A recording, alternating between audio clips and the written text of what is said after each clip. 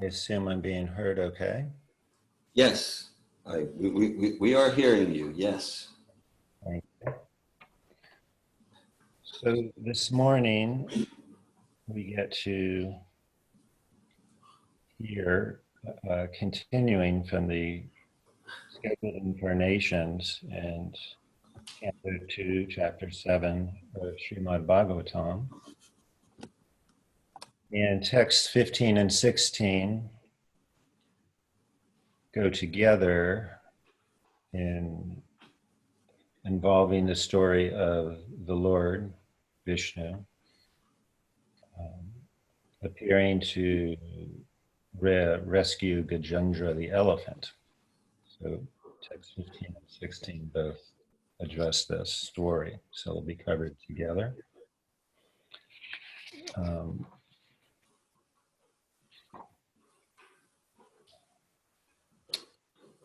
Beginning with the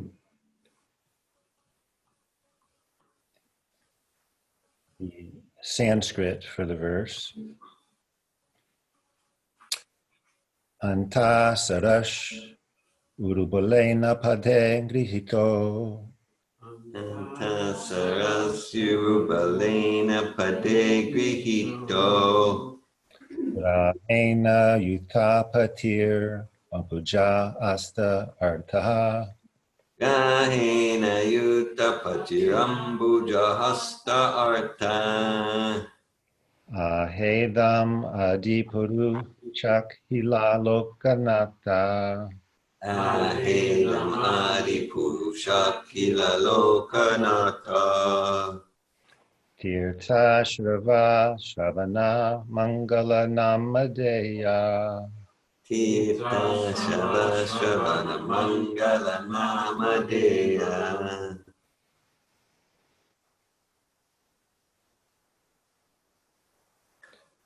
Would anybody else like to chant the Sanskrit? Anta sarasyu balena pade grihito. Anta Sarasya Urubalena Pade Grihito. Rahena yuta patirambuja hasta arta. Ena Yukta Patir Asta Ahita. Ahedamadi purusha kila lokanata. Edam Adi Ita Shava Shravana Mangala Namadeya.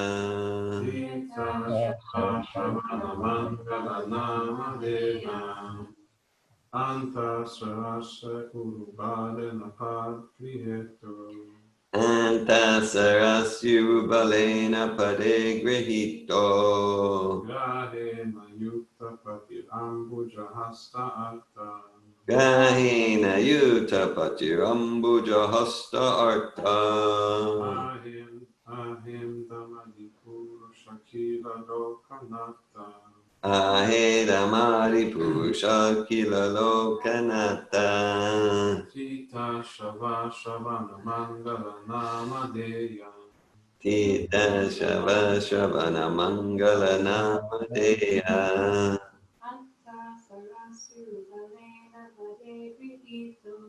Anta Sarasyu Balena Pade Grihito.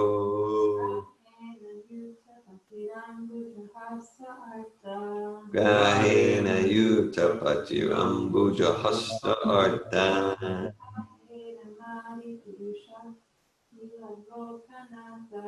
Ahedam Adi Purushal Kila Lokanata.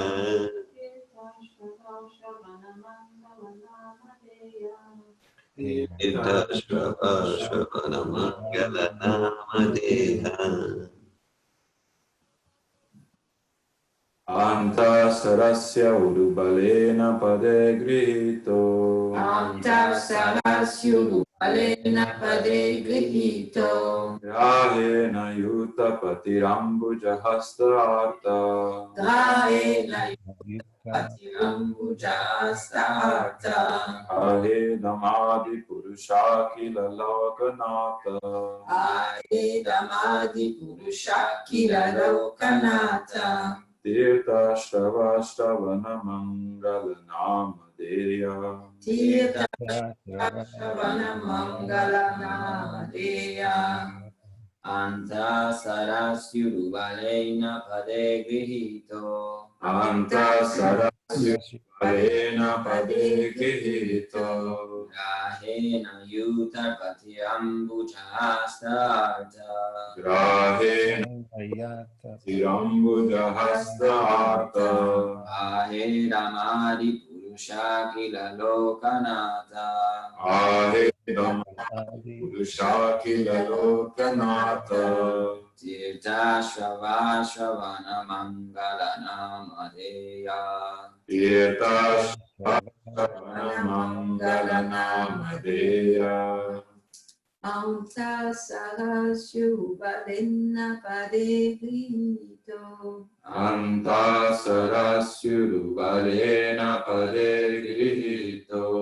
Kaina Yuta Patirambuja Asta Arta. Grahena Yuta Patirambujahasta. Ahidamadi Pusha Kila Lokanata. Ahe Namadi Purushakila Lokanata. Tirtha Shvava Shravana Mangala Namadeya. Tirtha Shava Shravana Mangala Namadeya. Anta Sarashurubalena Pade Grihito.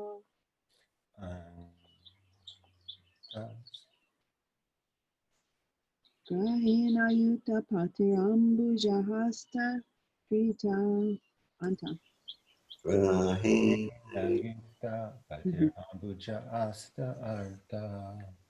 Ahiramani Purushakila Lokanata. Ahedam Ari Purushakila Lokanata. Tirtha Srava Sravana Mangala Namadeya. Tirtha Shava Shavana Mangala Namadeya.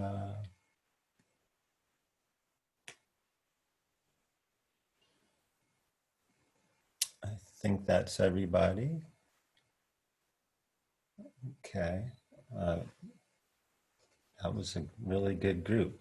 They say practice makes perfect. I feel a little improved hearing everybody. Now to do the word for word translation. Ata Sarasasi, within the river. Anta Sarasi, within the river. Urubalena, by superior strength. Uru Balena, by superior strength. Pade, leg. Pade, leg. Grihitaha, being taken up. Vihita, being taken up. Grahena, by the crocodile. Grahena, by the crocodile. Utapati, of the leader of the elephants. Utapati, of the leader of the elephants. Ambuja astaha, with a lotus flower in the hand. Ambuja hasta, with a lotus flower in the hand. Artha, greatly aggrieved. Artha, greatly aggrieved. Aha, addressed. Aha, addressed. Idam, like this. Idam, like this. Adi Purusha, the original enjoyer. Purusha, the original enjoyer. Akila Loka Nata, the Lord of the universe. Lokanata, the Lord of the universe. Tirtha Shrava, as famous as a place of pilgrimage. Tirthashrava, as famous as a place of pilgrimage. Shravana Mangala, all good simply by hearing the name. Shravana Mangala, all good simply by hearing the name. Namadeya, whose holy name is worth chanting. Namadeya, whose holy name is worth chanting. Now we will read the translation in the purport, and then when we come to 16, I'll just go through the Sanskrit and continue reading. Translation of text 15. The leader of the elephants, whose leg was attacked in a river by a crocodile of superior strength, was much aggrieved. Taking a lotus flower in his trunk, he addressed the Lord, saying, "O original enjoyer, Lord of the universe, O deliverer as famous as a place of pilgrimage, all are purified simply by hearing your holy name, which is worthy to be chanted." Report by Srila Prabhupada. The history of delivering the leader of the elephants, whose leg was attacked in the river by the superior strength of a crocodile, is described in the 8th canto of Srimad Bhagavatam. Since the Lord is absolute knowledge, there is no difference between his holy name and the personality of Godhead. The leader of the elephants was much distressed when he was attacked by the crocodile. Although the elephant is always stronger than the crocodile, the latter is stronger than the elephant when it is in the water. And because the elephant was a great devotee of the Lord in his previous birth, he was able to chant the holy name of the Lord by dint of his past good deeds. Every living entity is always distressed in the material world because this place is such that at every step, one has to meet with some kind of distress. But one who is supported by his past good deeds engages himself in the devotional service of the Lord, as confirmed in the Bhagavad Gita 7:16. Those who are supported by impious acts cannot be engaged in the devotional service of the Lord, even though they are distressed. This is also confirmed in the Bhagavad Gita 7:15. The personality of Godhead, Hari, appeared at once on the back of his eternal bearer, Garuda, and delivered the elephant. The elephant was conscious of his relationship with the Supreme Lord. He addressed the Lord as Adi Purusha, or the original enjoyer. Both the Lord and the living beings are conscious and are therefore enjoyers, but the Lord is the original enjoyer because he is the creator of everything. In a family, both the father and his sons are undoubtedly enjoyers, but the father is the original enjoyer and the sons are subsequent enjoyers. A pure devotee knows well that everything in the universe is the property of the Lord, and that a living entity can enjoy a thing as ordained by the Lord. A living entity, a living being, cannot even touch a thing which is not allotted to him. The idea of the original enjoyer is explained very nicely in the Ishopanishad. One who knows this difference between the Lord and himself never accepts anything without first offering it to the Lord. The elephant addressed the Lord as Akila Loka Nata, or the Lord of the universe, who is therefore the Lord of the elephant also. The elephant, being a pure devotee of the Lord, specifically deserved to be saved from the attack of the crocodile. And because it is a promise of the Lord that his devotee will never be vanquished, it was quite befitting that the elephant called upon the Lord to protect him. And the merciful Lord also at once responded. The Lord is the protector of everyone, but he is the first protector of one who acknowledges the superiority of the Lord instead of being so falsely proud as to deny the superiority of the Lord or to claim to be equal to him. He is ever superior. A pure devotee of the Lord knows this difference between the Lord and himself. Therefore, a pure devotee is given first preference because of his full dependence, whereas the person who denies the existence of the Lord and declares himself the Lord is called Ashura, and as such, he is given protection by the strength of limited power, subject to the sanction of the Lord. Since the Lord is superior to everyone, his perfection is also superior. No one can imagine it. The elephant addressed the Lord as Tirtha Shravah, or as famous as a place of pilgrimage. People go to places of pilgrimage in order to be delivered from the reactions of unknown sinful acts. But one can be freed from all sinful reactions simply by remembering his holy name. The Lord is therefore as good as the holy places of pilgrimage.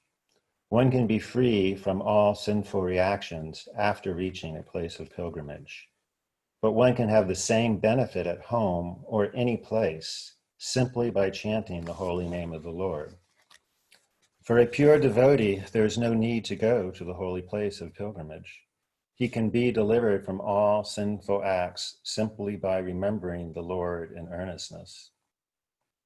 A pure devotee of the Lord never commits any sinful acts, but because the whole world is full of this sinful atmosphere, even a pure devotee may commit a sin unconsciously as a matter of course. One who commits sinful acts consciously cannot be worthy of being a devotee of the Lord.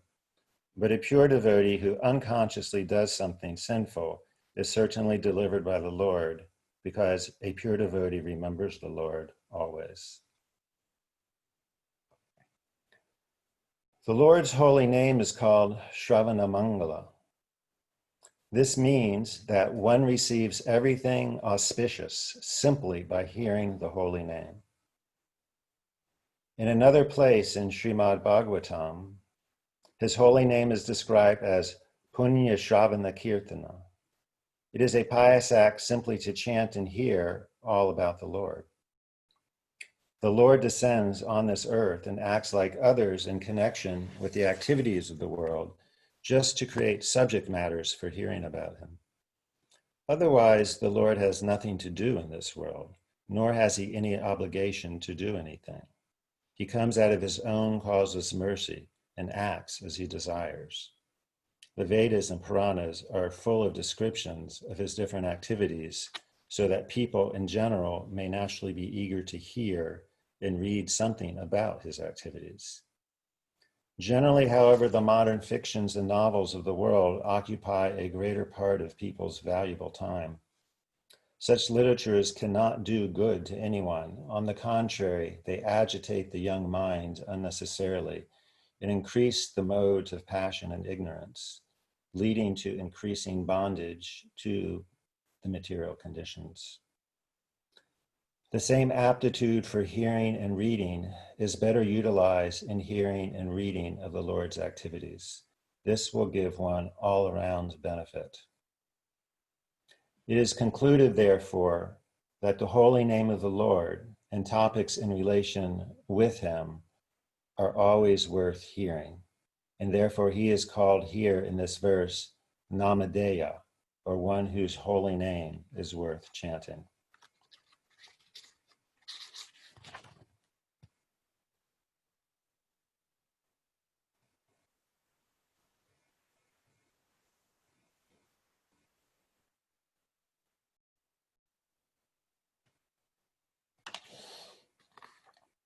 Shutva haristam aranartinam apremeyas chakra yuddha patagaraja bhuja diruddha chakrena nakra vadanam vinipatya tasmad dasje pagriya bhagavan kripayo jahara. Shrutva, by hearing, Hari, the personality of Godhead, Tam, him, Arna Artinam, one who is in need of help, Aprameya, the unlimitedly powerful Lord, Chakra, wheel, Ayuda, equipped with his weapon, Patagaraja, the king of the birds, Garuda, Uja Adiruda, being seated on the wings of Chakrena by the wheel, Nakravadanam, the mouth of the crocodile, Vinipatya, cutting in two, Tasmat, from the mouth of the crocodile, Aste, in the hands, Pragriya, taking hold of the trunk, Bhagavan, the personality of Godhead, Kripiya, out of causeless mercy, Ujahara, delivered him. Translation. The personality of Godhead, after hearing the elephant's plea, felt that the elephant needed his immediate help, for he was in great distress. Thus at once the Lord appeared there on the wings of the king of birds, Garuda, fully equipped with his weapon, the wheel, Chakra. With the wheel, he cut to pieces the mouth of the crocodile to save the elephant, and he delivered the elephant by lifting him by his trunk. Purport. The Lord resides in his Vaikuntha planet. No one can estimate how far away this planet is situated. It is said, however, that anyone trying to reach that planet by airships or by mine ships, traveling for millions of years, will find it still unknown.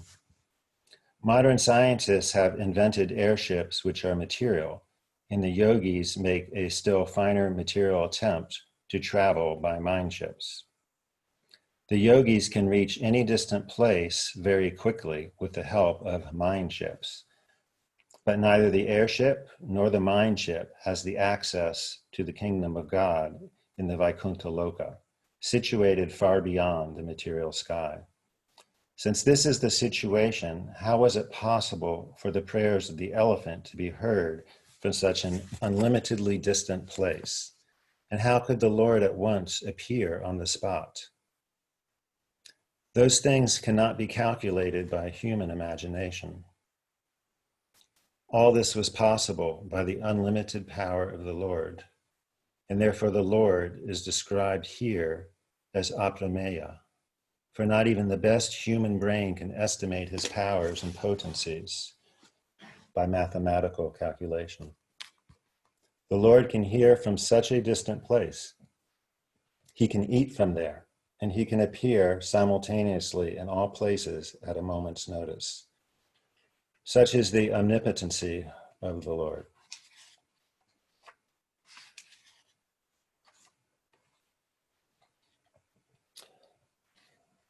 Om Namo Bhagavate Vasudevaya. Om Namo Bhagavate Vasudevaya. Om Namo Bhagavate Vasudevaya. Om Gyantamarandasya Giranjala Shakya Chakshur Meritam Jena Tasma Shri Guruve Namaha.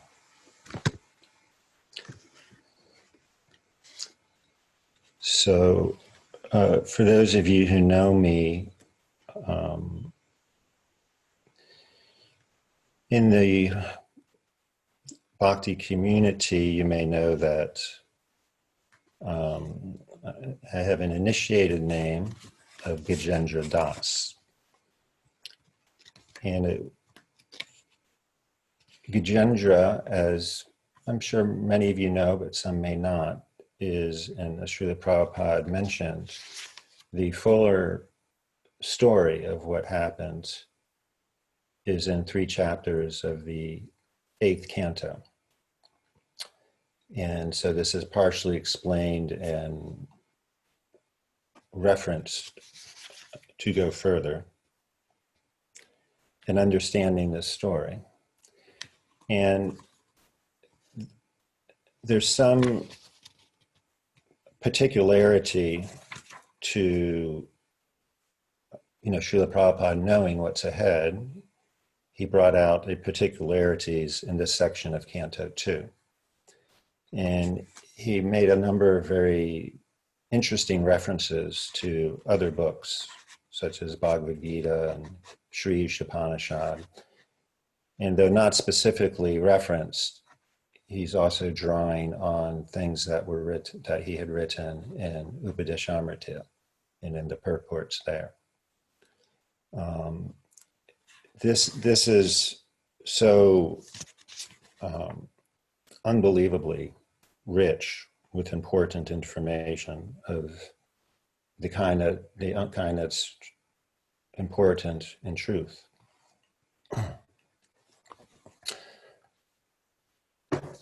There are a few notes that I'd like to, just a couple. I mostly want to study what Srila Prabhupada has written and follow some of those references. And I may also offer you just along the way some of my personal appreciations and thoughts that come in relation to this.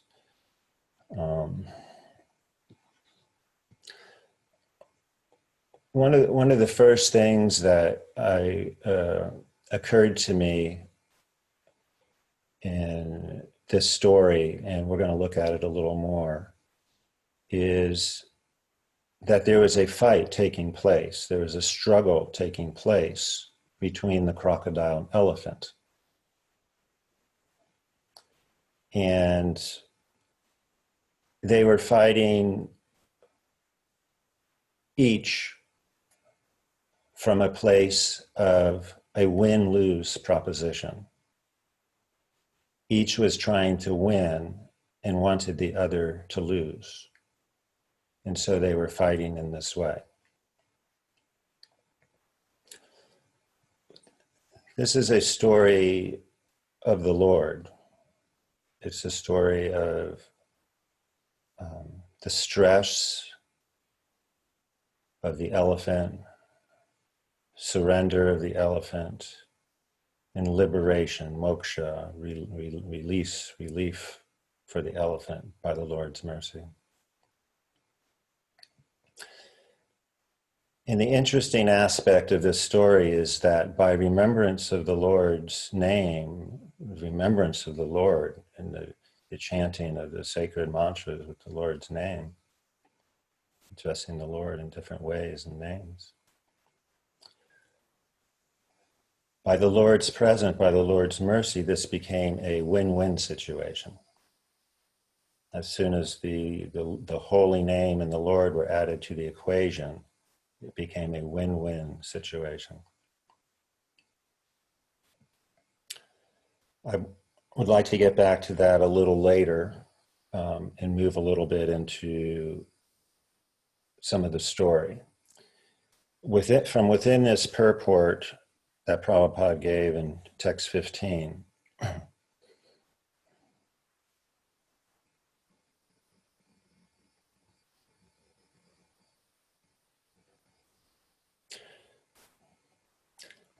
he discusses the fact that every living entity is distressed in the world. Any sense of happiness that somebody's experiencing in this world is usually a contrast. It's a contrast to distress. It's a relief from distress. But it's not the truest transcendental happiness. A true happiness, transcendental happiness, has an eternal nature. Material happiness, happiness that comes from pious works and karma, has a temporary nature because it lacks the transcendence of devotional service. But Prabhupada discusses Gajendra in who he was before being Gajendra, but he also describes the elephant in some interesting ways. As the result of pious activity, but at other times conveying like as a pure devotee. So there's different views that can be taken of these personalities. They can be evaluated from different levels of perspective. Prabhupada references says, but one who is supported by his past good deeds engages himself in the devotional service of the Lord, as confirmed in the Bhagavad Gita 7:16. Bhagavad Gita 7:16, you can read that.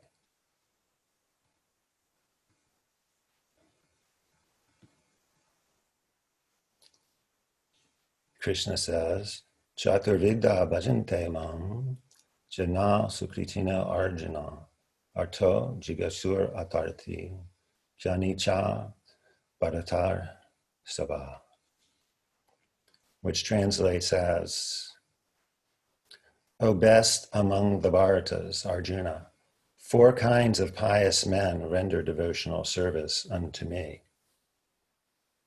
Notably here, the distressed, the desire of wealth, the inquisitive, and he who is searching for knowledge of the absolute truth. So in this story of Gajendra, we find what Prabhupada has said one is sure to find in the material world, and that is distress, suffering, a difficult situation. There's anxiety. Sometimes Vaikuntha, the Lord's planet, one of the meanings given is a place of no anxiety. Also given as a meaning of no hindrance. So the Vaikuntha planet from where the Lord comes is different than the material world, and that is a place of no anxiety, a place where liberated beings are being. By definition, the material world is a temporary world, and there's always going to be some type of problem. If one is honest, you know that you have had problems in life. You face stress and anxieties.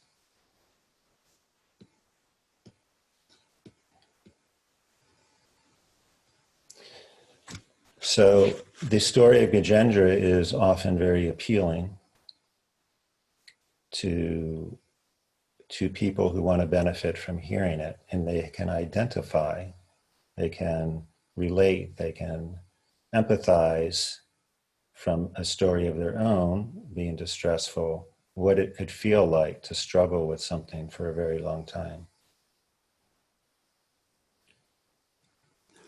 So I would like to move ahead to the 8th canto and actually do a little reading of the story to better understand what happened with Gajendra and what the distress was.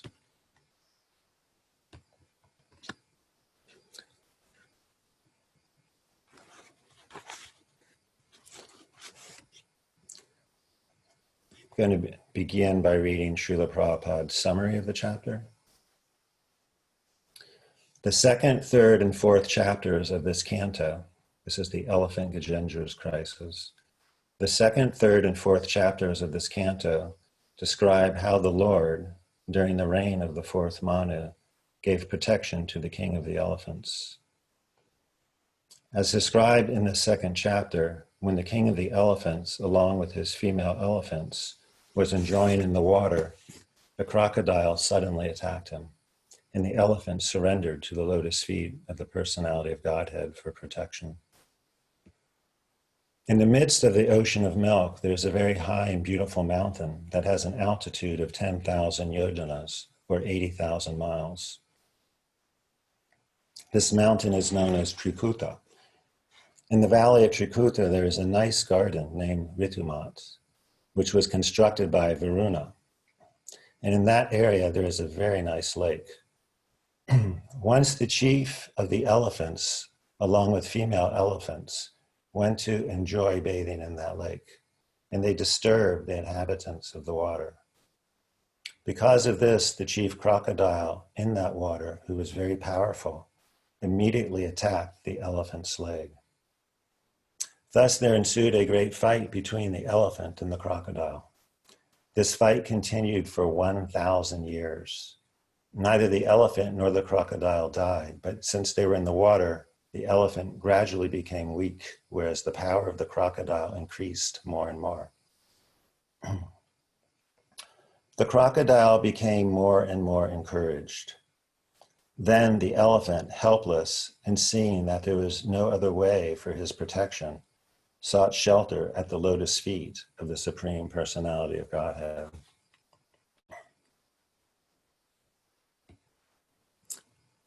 Sukadeva Goswami, this is beginning with the series of texts. Sukadeva Goswami said, "My dear king, there's a very large mountain called Shikuta. It is 10,000 yojanas high, being surrounded by the ocean of milk. It is very beautifully situated.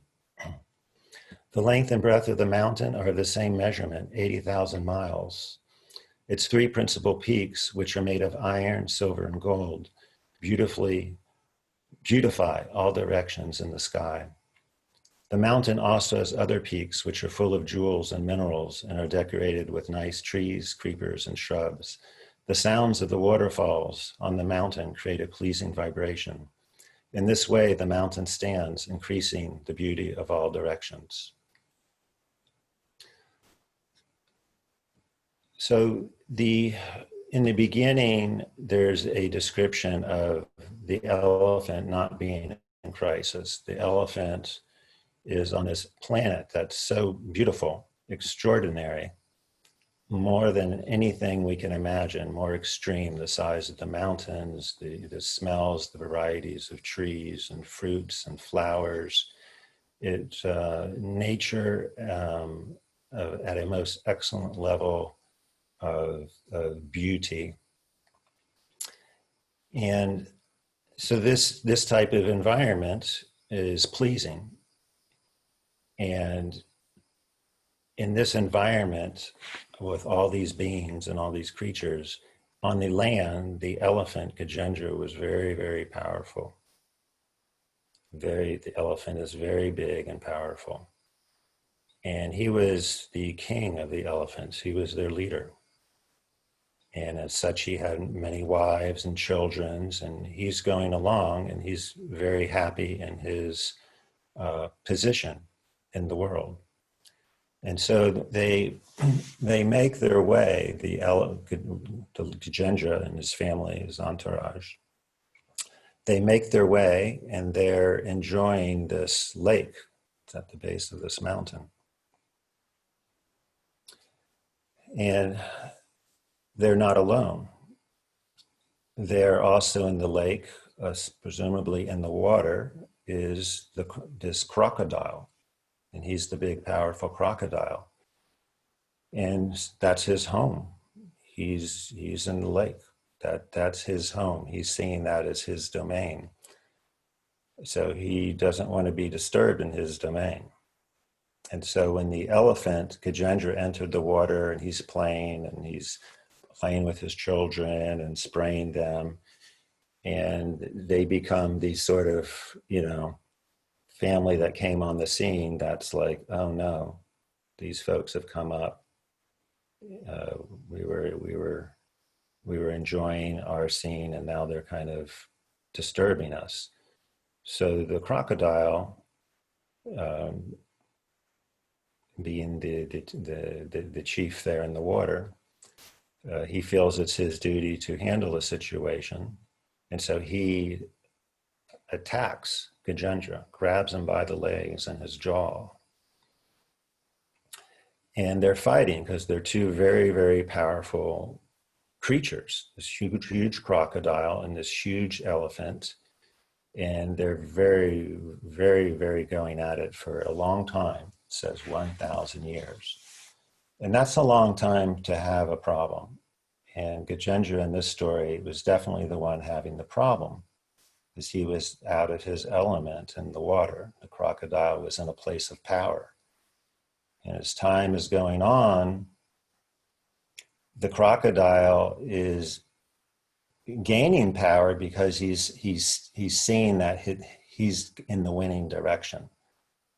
And so that's boosting him. He's actually becoming encouraged by the direction. Whereas Gajendra is becoming weaker and weaker and doubting more and more what the outcome of this struggle is going to be. And I'm sure he had a lot of reasons that he might have wanted to win.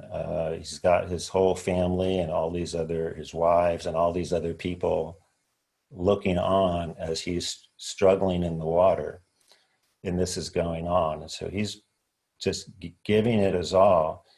And then as the story goes, as he was reaching the end, and he was accepting defeat, and Prabhupada talked about this in the purport, difference between, the Lord being all powerful, in that those who are surrendering to the Lord for whatever reason, in this case, distress, they're going to be dependent on the Lord. Prabhupada uses the word dependent on the Lord to save them. Whereas the person who is in distress and is impious, they're in a state of non-connection to the Lord.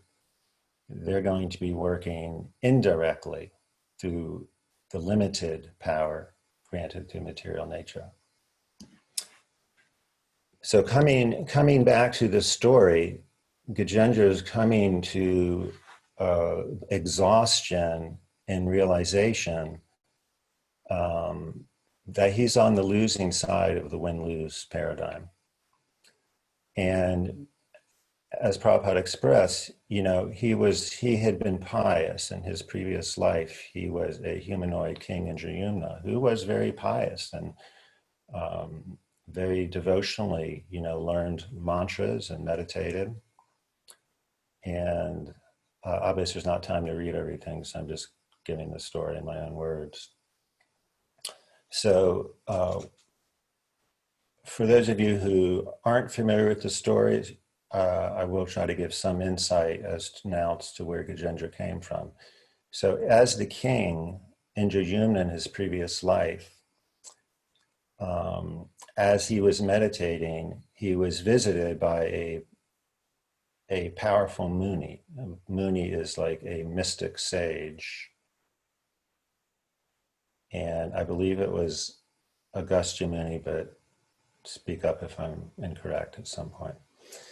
And so he was there with his people, and the normal etiquette, the custom, the proper way is that when a Muni sage visits like that, there's proper behaviors for receiving.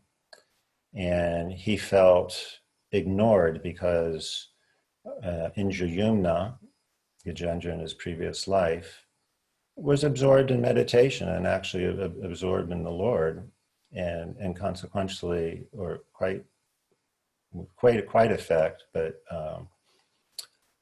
not purposefully, the sage was ignored, and he became angry. He manifested some anger and cursed in Jayumna. When Indrayuna became aware of the situation and was very sorry and apologetic, the sage Agastya Muni, I believe, then took compassion. And so in addition to having cursed Indrayuna for the offense of not receiving him to becoming a dumb elephant, he also then blessed him to be liberated by the Lord. So that's the backstory of Gajendra in his previous life. The crocodile, there is also a backstory. And there is a realm of celestial beings called Gandharvas. And they're often referred to, I believe, as celestial musicians, but they are very beautiful beings. They have a high standard of enjoyment and aesthetically based happiness, but they're not necessarily transcendental beings. They're not in a eternal plane of existence necessarily. They're within a high realm of the material realm, a high place in the material realm. So this crocodile also was in his previous life someone else, and he was the king of these Gandharvas, and he committed an offense. And I hope I'm not mixing up names here, but he was sporting in I believe a lake or a river with enjoying king type pleasures, sporting with women, and by chance he grabbed the leg of a sage, and so he got cursed then to take a birth as this crocodile, and that's how these two personalities, King Indrayumna from one world, and the Gandharva king, whose name was Huhu, from another world, met up now in the form of the elephant and the crocodile, and they have this battle. So in this story, when Gajendra is reaching that point of final despair, due to the piety of who he was as Indrayumna, due to having been then blessed by the sage he had offended to be liberated by Lord, this became not only a good story, but a very wonderful transcendental story. So when Gajendra brought into the mix the Lord's name, invoking the Lord, surrendering to the Lord, he brought the Lord's presence to that situation, and he brought it, and Prabhupada made many nice, brought up many nice things. I wish they could all just be explored in tremendous detail, talking about the shortcomings of material science and modern science, and regarding trying to reach the Lord's abode. It's not possible to reach it materially. That's why it can't even be conceived in that way. But as soon as one leaves the material realm and enters the spiritual realm, then one can instantly achieve the Lord. And there is no distance that has to be crossed. The Lord is everywhere, so he's free to manifest anywhere at any time.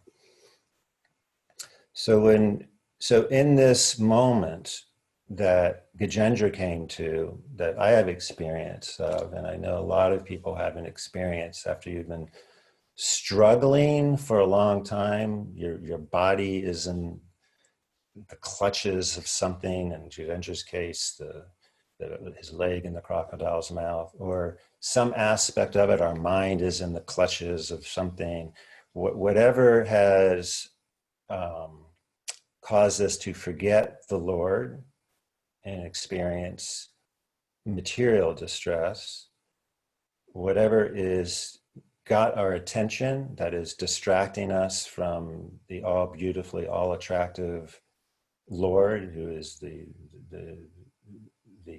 source of all unconditional love. We need to come back to correct our fundamental mistake, and that's to remember the Lord. And here's where the beauty of the mercy comes in. In Bhagavad Gita 15:15,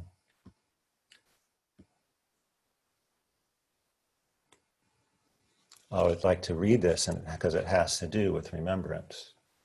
Sarvasya chaham jidi stanavisto mata smritir vyanam apohanam cha varish cha savairaham eve vejo vedanta krid vedavim eva chaham. The Lord says, I am seated in everyone's heart, and from me come remembrance, knowledge, and forgetfulness.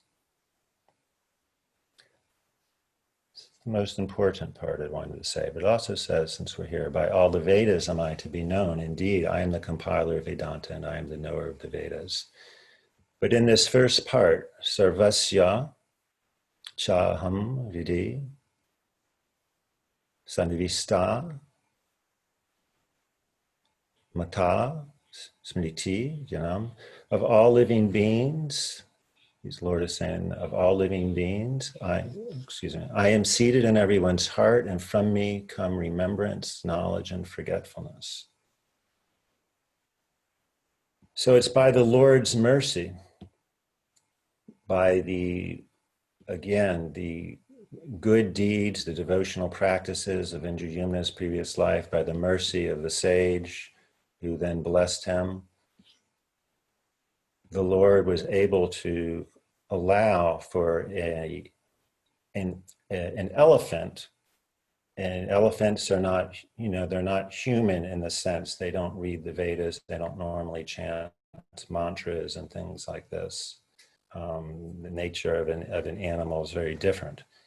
But somehow, this creature that normally could not do such a thing was able to remember from a previous life mantra and chant mantra, and took with his trunk. And Prabhupada, I noticed in one place in the translation, the trunk, it says like it was in a hand, the flower.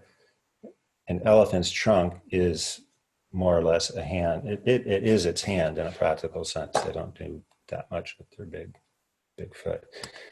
So it's very beautiful in the story. The Gajendra literally offers, tying again with Krishna says, if you offer me a leaf, flower, fruit, or so literally, Gajendra is offering a flower to the Lord in his trunk hands and offering it up. And instantly, although he's been struggling for 1,000 years by going to the all-powerful Lord, instantly the Lord appears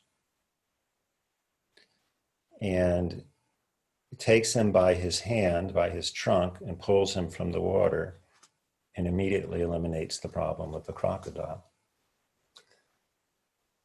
And so what's wonderful is how this really became a win-win situation. As the last chapter in the 8th canto talks about, Gajendra returning to the spiritual world. So he actually went with the Lord, with the Garuda, back to the spiritual abode. And I ponder, so what happened with the crocodile? Where was the sort of benefit there? He did not necessarily return to the spiritual world, but rather he was restored to his position in Gandharva Loka as king of the Gandharvas. Well, the beauty of it is, if he had just stayed in Gandharva Loka, he would have missed being a participant in the story. Instead, he got to personally see the Lord. He personally got to see what happened with Gajendra. He personally got to ambulate the Lord, offering prayers before going back. And I imagine after all that, he was in a much higher spiritual state. As being such an important person as the king of the Gandharvas, I'm sure his effect and who he was and returning there was very uplifting to the Gandharva realm. So it was a situation, truly a win-win situation. And that's one of the ways I appreciate this story. Check real quick to see if there's any note.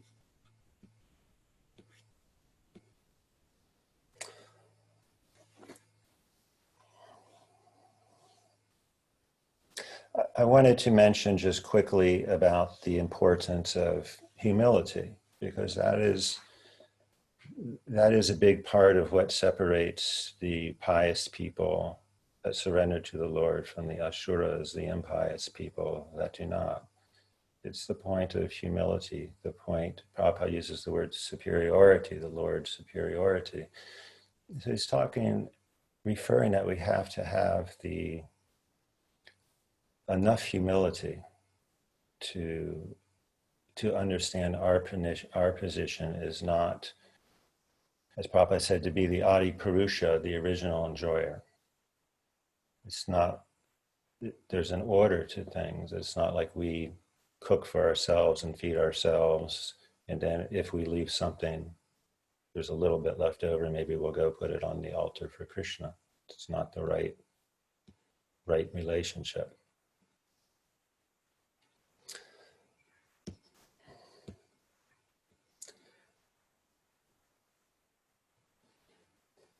So it's that to think that we are the enjoyer first is the false ego. And I would say that that is the position of a fish being out of water and pretending to be happy in that situation. That is an extreme sort of pretense, a false mask for sure.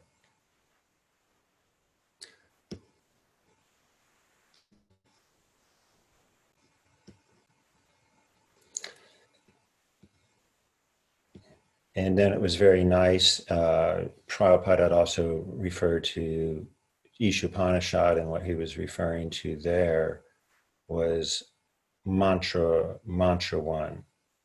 And he was relating that much to the idea of Adi Purusha, or the original joyer. And in mantra one, just so you know what that is, original. That's the verse where it's translated. Everything animate or inanimate that is within this universe is controlled and owned by the Lord.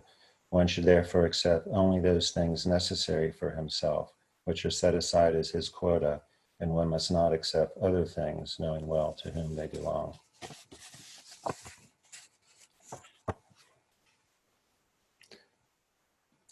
So I think it's run late, or running late. If anybody has anything they wish to contribute, please do so.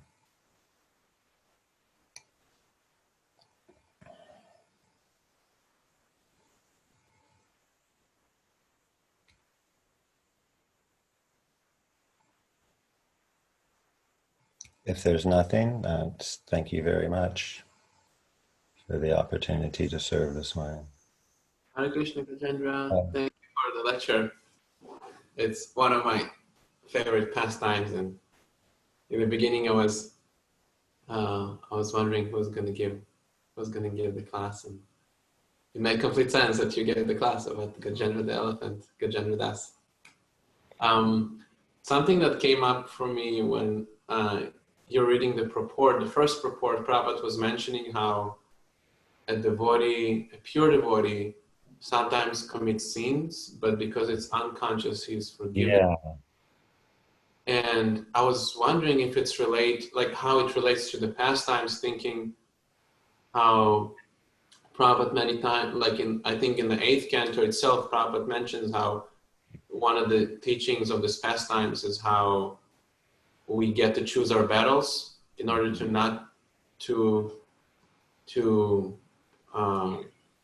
be entangled in material life. And I'm wondering if, what is your, or other devotees' opinion about it, if it relates really the aspect of choosing our battles and choosing the area of life where we operate materially, and being committed to not to commit sins unconsciously, not to overindulge in karma unconsciously, because we have to. That's, I think, what Prabhupada says in the purport, that because the environment is sinful, so even the pure devotee, he is entangled, but because he's doing it unconsciously, he is forgiven. Mm-hmm. Yeah. I'm hearing a few things there. I want to see if I can understand your main question. So even though somebody may be, well, it looks like you're sort of maybe questioning sort of what is the nature of finding one's proper service, and that on one hand you're saying there, and you believe in the 8th canto, there's some indication about our making a choice, about what we do and what our choice might result in for us. And maybe you're looking at the potential for error in making our choice. Like, even though we want to be on the platform of pure devotional service and choose right, we might inadvertently not make a correct choice. And the result of that unintentionally is that what might be called sinful or incorrect. And you sound like you had also initially sort of began speaking with reference to in the purport of the verse that we read today, that Prabhupada is indicating that a pure devotee could commit some sinful act, but he's being kind of imagine sort of real time, not getting a reaction because he's a pure devotee. And is that sort of the information that you're working with? Yeah, like the last point to like emphasize it. He is committing the sin, but because he is doing it unconsciously, he's forgiven. So like on what that unconscious, like how much responsible we really of that unconscious state is. Well, I think it's really interesting what you're presenting, and so the way I'm understanding it is he's not really ever committing a sinful act because it's kind of like in the truth of the matter, sort of the choice, the intention of the choice, the consciousness of what somebody is doing is what really matters. So a lot of times when we look at things like sin, like pious things, impious things, good things, sinful things, that's actually sort of a material consideration. It's kind of a material consideration where it's based on more something that is happening externally that has nothing to do with the consciousness or the condition of the heart of the person who may be inhabiting a body or something that's acting. So, killing living entities is sinful, for example. At some level, if you're stepping on an ant, it's you're killing a living entity. And if your purpose, what you're doing is all about not serving the Lord, but serving yourself, then you're not in devotional service. You're within the material world, the realm of karma. So if you step on that ant, even inadvertently, you're going to get some material reaction. I'm not saying I can't really say how big, but it's going to be there. On the other hand, the same act could happen. A pure devotee of the Lord whose heart is completely purified, their thoughts, the intention, what they're doing out of love for the Lord. If they step on the ant, there's no karma because it's the state of their consciousness. It's what they're doing that changes whether that's sinful or not. The devotee's activities are not part of the material world. Sin, good, bad, karma, that's material world. Like from what I understand, it's that unconscious state that applies for like completely pure devotees. It's not someone who like in the intermediate or like in like inferior state of devotional service. Yes, but it is important to know that this is not a spiritually mechanistic process, that the Lord is a person and he's free and he's completely understanding each and every living entity fully and knowing their heart and their mind. And he's the spiritual master is also another person becomes involved. And so if one is sincerely on the path, if one is even beginning very sincerely on the path, they're going to be protected because just being in the process of surrendering to the Lord, of following the transcendental principles, of hearing spiritual knowledge, trying to understand the Vani of the spiritual master, and render devotional service, you're going to be protected, even if you have not achieved a perfect state of being as an advanced devotee.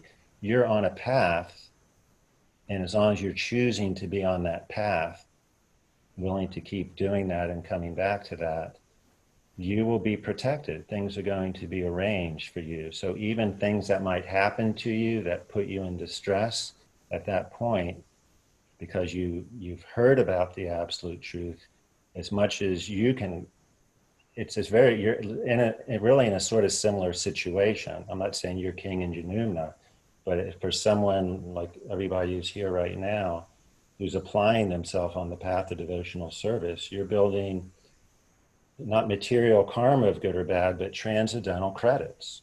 And that's basically what happened for Gajendra. He had transcendental credits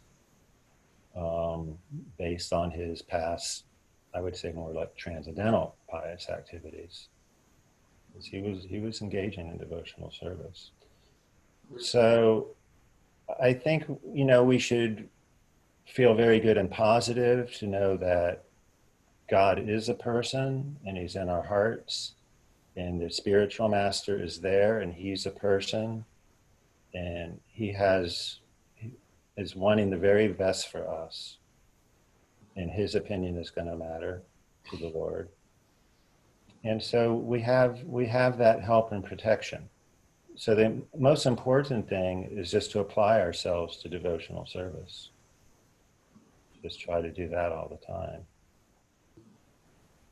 As far as not, wondering about the part that I believe you were also bringing up, sort of like there can be some, maybe, I'm not sure about this, but maybe there's sort of some confusion about, well, I'm making a choice. How do I know if it's the right choice about something? Maybe my position. Then you referenced the eighth. I'm not exactly sure what you were referencing in the eighth canto part, but maybe it had to do with it because this is very famous in the eighth canto. Prabhupada talks about being very strongly situated, and he's presenting in a way of like, you making a choice about, say, what ashram to be in, where you will feel more naturally in your element to perform devotional service in the right mood, with enthusiasm and confidence and things like this. So Prabhupada does discuss that kind of famously in his purport about how, say, in the example he's giving, like a person, a man, might not do well as a celibate monk. He just might not do well in an austere life as a celibate monk. He may be in a pretender position. Not true. And it would be better to say, make the choice to take on activities that might be more in the world, or take a wife and take these responsibilities. But if our purpose in that, if our consciousness in doing that is to feel enlivened in devotional service to the Lord, that makes it perfect, because that's the whole goal, to engage in the devotional service. Thank you, Gajendra. I hope I hit something there for you. So,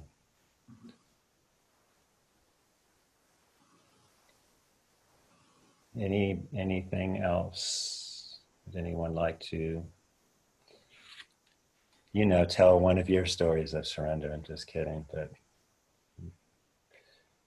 we know we've got them. Don't pretend. Hare Krishna. Have a wonderful day. Hare Krishna. Hare Krishna, thank you. Thank you. Hare Krishna. Hare Krishna. Jai Srimad Bhagavatam ki jai. Srila Prabhupada ki jai. Someone can make an elfin voice.